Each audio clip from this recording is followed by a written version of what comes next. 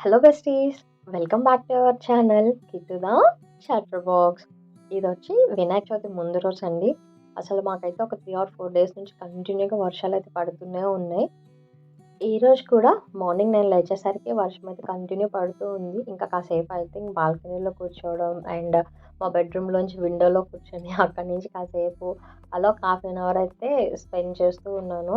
And నా దగ్గరున్న plants అన్నీ ఆల్మోస్ట్ లైక్ ఇండోర్ ప్లాంట్స్ లానే ఉంటాయండి. ఫ్లవరింగ్ ప్లాంట్స్ అనేవి అసలుండవు. నేను ఎన్ని సార్లు తీసుకొచ్చి పెట్టినా సరే అవి చనిపోతున్నాయన్నమాట. ఎందుకంటే ఫ్లవరింగ్ ప్లాంట్స్ వేటికైనా సరే ష్యూర్‌గా మనకి సన్‌లైట్ అనేది ఉండాలి. బట్ నా బాల్కనీలో సన్‌లైట్ అనేది చాలా తక్కువ వస్తుందన్నమాట. అవైతే సర్వే అవ్వవు. నేను ఎన్ని సార్లు తీసుకొచ్చినా సరే అవి చనిపోతూ ఉన్నాయని చెప్పి ఇంకా నేను కూడా లైట్ తీసుకొని నార్మల్ ఇండోర్ ప్లాంట్స్ ఏవైతే ఉంటుందో కొంచెం సన్‌లైట్ తక్కువ వచ్చినా సరే అవి సర్వే అవ్వేవి ఉంటాయి కదా! ఆ ప్లాంట్స్‌ని నేను ఎక్కువ ప్రిఫర్ చేస్తూ ఉంటానమాట. అండ్ ఇంకా నేను బాబుకి టిఫిన్ అది ప్రిపేర్ చేసేసాను. ఇక్కడ వీడినైతే ఇంకా స్కూల్ బస్ దగ్గరికి తీసుకెళ్తున్నమాట.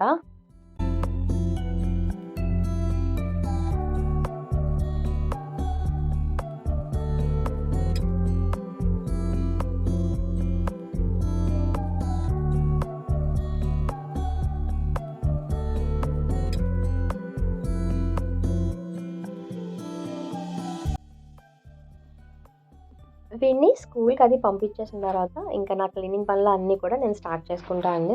యాక్చువల్‌గా ఏమైందంటే నేను చేసుకుంటానా లేదా అని చిన్న డౌట్ మాట. అంటే కామన్‌గా లేడీస్‌కి ఉండే ప్రాబ్లమే. సో, నాకు అవుతదా లేదా అని చెప్పి చిన్న కన్‌ఫ్యూజన్‌లో నేను ముందు వరకు కూడా నేను ఎటువంటి క్లీనింగ్స్ ఏం చేయలేదు. సరే ఒకవేళ రేపు అయితే గనుక చేసుకుందాం. లేకపోతే లేదు అన్నట్టు నేను ముందు రోజు ఆఫ్టర్‌నూన్ నుంచి నా క్లీనింగ్ అది స్టార్ట్ చేసుకున్నా అండి. అండ్ ఇంకొకటి ఏంటంటే మన సైడ్ అందరూ కూడా మండే వినాయక చవితి సెలబ్రేట్ చేసుకున్నారు కదండీ! ఇక్కడొచ్చి ట్యూస్‌డే సెలబ్రేట్ చేసుకున్నారన్నమాట. ఆహ్, ఇంకా సో, అందరితో పాటు ఇంక నేను కూడా ట్యూస్‌డేనే సెలబ్రేట్ చేసుకున్నాను. ఇంకొకటేంటంటే వీళ్ళకి స్కూల్స్‌కి గానీ అండ్ ఆఫీసెస్‌కి అందరికీ కూడా ట్యూస్‌డేనే హాలిడే. ఇంకా వాళ్ళు ఇంటికాడ ఉంటారు కదా! అని చెప్పి నేనింక ట్యూస్‌డే సెలబ్రేట్ చేసుకున్నాము. ఇంక ఇంటికి రాగానే కూడా మొత్తం రూమ్స్ అన్నీ కూడా ఒకసారి క్లీన్ చేసి అండ్ చిన్నగా ఫ్యాన్స్ అవన్నీ ఉంటే డస్టింగ్ చేసేసాను. అండ్ ఫైనల్‌గా కిచెనొచ్చి ఇక్కడ క్లీన్ చేస్తున్నానండి. ఆహ్ నేను కిచెన్ ఎలా క్లీన్ చేస్తా, ఏంటి అనేది అంతా కూడా ప్రీవియస్‌గా ఒక వీడియో అనేది నేను పోస్ట్ చేశానండి. మేబీ ఆ వీడియో గనుక ఎవరైనా చూడకపోతే గనక ఆ లింక్ అనేది కింద డిస్క్రిప్షన్‌లో నేను ప్రొవైడ్ చేశాను. ఒకసారి ఆ లింక్ అనేది చెక్‌ఔట్ చేయండి.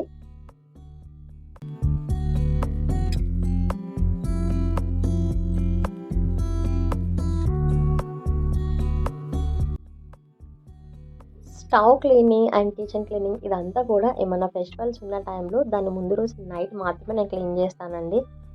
అంటే మొత్తం నా కుకింగ్ అంతా ఫినిష్ అయిపోయిన తర్వాత బౌల్స్ అవి వాష్ చేసేస్తాం కదా! సో, ఫైనల్‌గా లాస్ట్‌లో ఆ కిచెన్ చిన్నదే కదా! సో, అప్పుడు క్లీన్ చేస్తాను. ఎందుకంటే రూమ్స్ అన్నిట్లో బట్టి కిచెన్ క్లీన్ చేస్తామనుకో మళ్ళీ కుకింగ్ చేస్తాము. మళ్ళీ అంతా ఆయిల్ అది పడుతూ ఉంటుంది కదా! సో, అందుకని నైట్ మాత్రమే కిచెన్ క్లీనింగ్ అనేది నేను పెట్టుకుంటూ ఉంటామాట.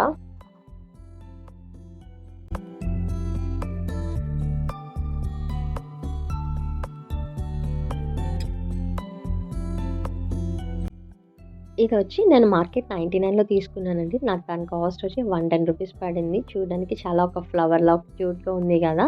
నేనైతే ఒక డెకరేట్ పర్పస్‌లోనే తీసుకున్నాను. నార్మల్‌గా అయితే దాంట్లో సాల్ట్ గాని, పెప్పర్ గాని ఏమైనా యూజ్ చేస్తే గనక బావుంటుంది.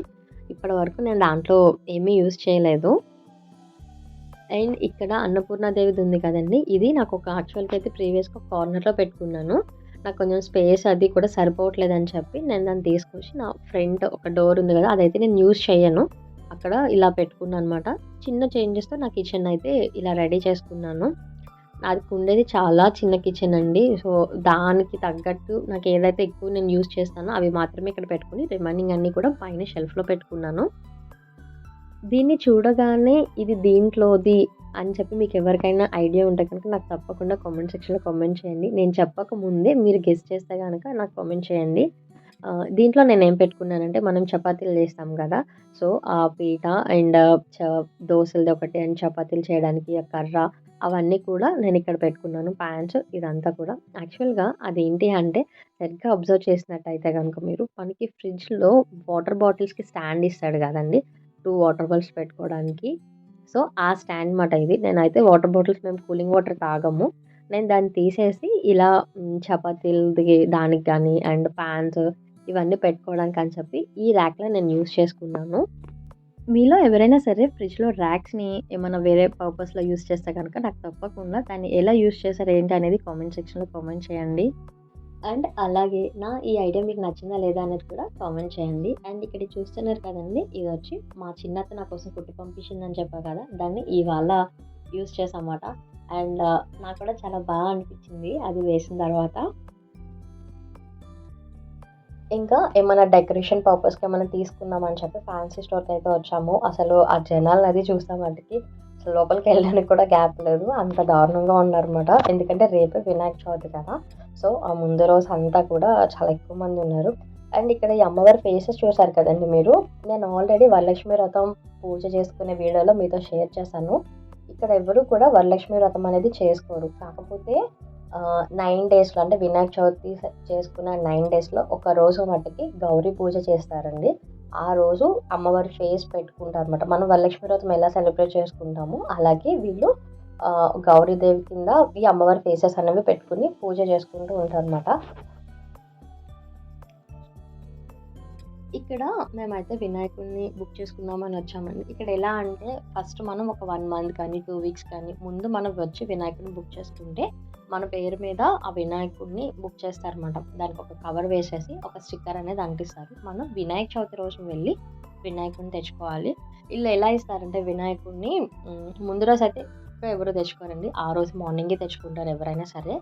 కళ్ళకి మనం క్లాత్ కడతారు కదండీ! ఇంటికి తీసుకొచ్చిన తర్వాత పూజ చేసేటప్పుడు ఆ క్లాత్ అనేది ఓపెన్ చేస్తారనమాట. సో, వీళ్ళు ఎలా ఇస్తారంటే పూజ చేస్తారు. ఫస్ట్ వినాయకుడిని మనకిచ్చేటప్పుడు ఒక ప్లేట్‌లో పెట్టి పసుపు, కుంకుమ అక్షింతలతో చిన్నగా హారతిచ్చి వీళ్ళు మనకిస్తారు. మనం ఇంటి లోపలికి తీసుకొచ్చేటప్పుడు కూడా గుమ్మం బయట వినాయకుడిని పూజ చేసి దెన్ ఆఫ్టర్ వినాయకుడిని లోపలికి ఆహ్వానిస్తున్నట్టు అలా చేస్తారన్నమాట. ఆల్మోస్ట్ మేము వెళ్ళేసరికి అన్నీ బుక్ అయిపోయినాయి. ఉన్న దాంట్లోనే ఒక వినాయకుడినైతే మేము సెలెక్ట్ చేసుకొచ్చామన్నమాట. అండ్ రిటర్న్ ఇంటికొచ్చేసరికి లేట్ అయిపోయింది. ఇంకా నేనైతే పూజీ వాళ్ళ ఇంటికెళ్ళాము. వెళ్ళి చిన్నగా ఇలా డెకోర్ అనేది చేసాము. ఆల్మోస్ట్ దాన్ని అన్నీ ప్రిపేర్ చేసేసుకుంది. జస్ట్ స్టిక్ చేయడం మాత్రమే మాట. సో, తనదైతే చాలా ఈజీగా అయిపోయింది. ఇంకా నేను పూజీ అండ్ నేను కలిపి మా ఇంటికొచ్చాము. మా ఇంటికొచ్చాక ఆల్మోస్ట్ 10:30 అయిపోయిందండి. ఫస్ట్ యాక్చువల్‌గా ఇలా చేద్దామని నాకైతే ఐడియా ఏమీ లేదు. కానీ నేనేమనుకున్నా అంటే ఒక బ్యాక్ డ్రాప్ అయితే నేనే ఓన్‌గా చేయాలి అని అనుకున్నాను. సో, ఆల్మోస్ట్ ఫస్ట్ ఒక బ్లౌజ్ పీస్ తీసుకున్నా బ్లూ కలర్. తీసుకొని దానికి ఇలా లేస్ అనేది స్టిక్ చేస్తున్నా మాట. అసలు పిన్స్ కొట్టాలి అనే నాకు ఆలోచన అయితే ఫస్ట్ రాలేదు. ఫస్ట్ ఇది లేస్ ఉంటే దాన్నంతా స్టిక్ చేస్తున్నా. హాఫ్ లేస్ అయిపోయింది చేసేసరికి. మళ్ళీ వెళ్ళి ఇంకొక బండిల్ అయితే తీసుకొచ్చారు. అది ఏంటంటే దీని మీద కొంచెం పెద్దదన్నమాట. అప్పుడు నేనేం చేశానంటే దాన్ని 2 ఫోల్డ్స్ కింద చేసి మధ్యలో పిన్స్ కొడుతూ ఈ క్లాత్‌కి అండ్ ఆ లేస్‌కి కూడా పిన్స్ కొడుతూ ఒక షేప్ లాగా చేసుకుంటూ వచ్చాము. కానీ ఆల్మోస్ట్ ఇది చేసేసరికి 1 ½ అవర్ పట్టింది. పాపం పూజనైతే నేను చాలా ఇరిటేట్ చేసేసానండి. చేస్తున్నాము అలా కాదు ఇలా, ఇలా కాదు అలా. అండ్ దట్ ఇంకోటేంటంటే నా దగ్గర ఐటెమ్స్ ఏమి కూడా లేవు. నేనేంటంటే ఆ చిన్న బాక్సెస్‌లో వస్తే మధ్యలో బెల్స్ ఏమైనా హ్యాంగ్ చేద్దామని చెప్పి చాలా షాప్స్ వెతికాను. కానీ నాకిక్కడ ఆ బెల్స్ ఏమి కూడా దొరకలేదనమాట. సరే ఏమైనా చేద్దాంలే అని చెప్పి ఇంకా లైట్ తీసుకొని వదిలేసాననమాట. అండ్ ఇలా ఫైనల్‌గా చేసి బ్యాక్ డ్రాప్ పెట్టాము. ఫ్లవర్స్ ఏదో ఇంకా పిచ్చి పిచ్చిగా మాకొచ్చినట్టు ఏదో సెట్ చేసేసామన్నమాట. అండ్ మళ్ళీ లాస్ట్‌లో ఏంటంటే వినాయకుడికి పంచ అది కడతాం కదండీ! సో, నా దగ్గర ఒక బ్లౌజ్ పీస్ ఉంటే దాన్ని పంచలా కడదామని చెప్పి ఇలా ఫోల్డ్ చేసి పిన్స్ అవి పెడుతుందన్నమాట. అండ్ నేనైతే వాటికి పూజని బాగా అంటే బాగా ఇరిటేట్ చేశాను. అదైతే లాస్ట్‌లో ఏమందంటే నీకొక నీకొక పక్కన ఎందుకు నచ్చదు? రేపొద్దున ఏమన్నా మ్యారేజెస్ అలా ఏమన్నా అయినప్పుడు ఎవరైనా నీకు పెత్తనం అప్పచెప్తే గనక నువ్వింక చేసినట్టే అని చెప్పి సేమ్ అది ఆ వర్డ్ అన్నప్పుడు నాకు మా అమ్మ గుర్తొచ్చింది. మా అమ్మ కూడా అలాగే అంటూ ఉంటుందన్నమాట. నేనేమన్నా చేస్తున్నా అంటే కొంచెం టైం అనేది ఎక్కువ తీసుకుంటాను. సో, మా అమ్మ కూడా అదే అంటది. "రేపొద్దున కల్లా చేసేస్తావా? ఇవాళకి అవుతదా?" అని చెప్పి సేమ్ అదే డైలాగ్ పూజ అందిమాట. ఎందుకో నాకు తెలీదండి. ఒక పని చేస్తున్నామంటే కొంచెం నాకది నచ్చాలి. అదర్‌వైస్ లేదు అంటే నేను చెయ్యనమాట. ఏదో చేస్తే అయిపోతది అన్నట్టు నేను చేయలేను. బ్యాక్ డ్రాప్ కూడా నేను ముందేం ప్లానింగ్ లేదు కదా! సో, అప్పటికప్పుడు ఇలా చేస్తే బావుంటుందని చెప్పి అనుకున్నా. దట్ నా దగ్గర మెటీరియల్స్ ఏమీ లేకపోవడం వల్ల కొంచెం టైం అనేది ఎక్కువ పట్టేసిందన్నమాట. అండ్ పాపం పూజనైతే నేను చాలా అంటే చాలా ఇరిటేట్ చేసేసాను. ఫైనల్‌గా బ్యాక్ డ్రాప్ అయితే చాలా అంటే బానే వచ్చింది. మరీ అంత సూపర్ అని అనలేను కానీ పర్వాలేదు. కొంచెం సాటిస్ఫై అయ్యాను. ఫైనల్‌గా నా బ్యాక్‌డ్రాప్ ఎలా వచ్చింది, ఏంటి ఇదంతా కూడా నేను నెక్స్ట్ వీడియోలో అయితే మీతో షేర్ చేసుకుంటానండి. ఈ వీడియో గనుక మీకు నచ్చినట్టయితే please like, share and subscribe to our channel. Thanks for watching. Bye bye.